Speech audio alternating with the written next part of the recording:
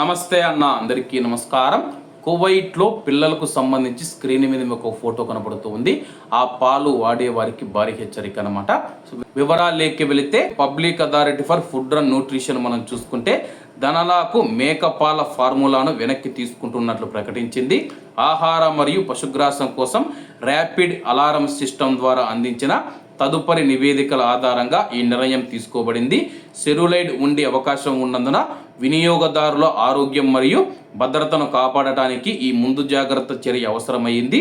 Company స్వచ్ఛందంగా శిశువుల formula యొక్క అనేక బ్యాచ్లను ముందు జాగ్రత్తగా వెనక్కి తీసుకుంటుందని చెప్పేసి ప్రభావితమైన అన్ని కార్యకలాపాలలో వ్యాపారాన్ని తక్షణమే నిలిపివేయాలి. సంబంధిత అధికారుల సమన్వయంతో మార్కెట్ల నుంచి ఉత్పత్తిని తొలగించే ప్రక్రియ కొనసాగుతూ ఉంది. ఆహార ఉత్పత్తుల భద్రతను నిర్ధారించడానికి మరియు ప్రజల యొక్క ఆరోగ్యాన్ని పరిరక్షించడానికి అన్ని ముందు జాగ్రత్త చర్యలు తీసుకుంటూ ఉన్నాము. కాబట్టి ఎవరైనా కువైట్లో మన భారతీయులు ఈ పాల పౌడర్లను వాడుతూ ఉంటే వాటిని వాడకండి, వెంటనే వెనక్కి ఇచ్చేయండి ఎక్కడ కొన్నారో అక్కడ. అలాగే మీరు మిగతా ప్రత్యామ్నాయంగా మిగతా పౌడర్ ఏదైతే ఉందో వాటిని కొనుగోలు చేయవచ్చు అనమాట. దయచేసి ప్యాకేజీ పైన ముద్రించిన బ్యాచ్ నెంబర్ను కూడా ఒకసారి తనిఖీ చేసుకోవాలని చెప్పేసి సంఖ్యా పట్టికలోని సంఖ్యలతో సరిపోలితే దయచేసి వెంటనే ఆ యొక్క ఉత్పత్తిని ఉపయోగించడం ఆపివేయాలని చెప్పి తెలపడం జరిగింది.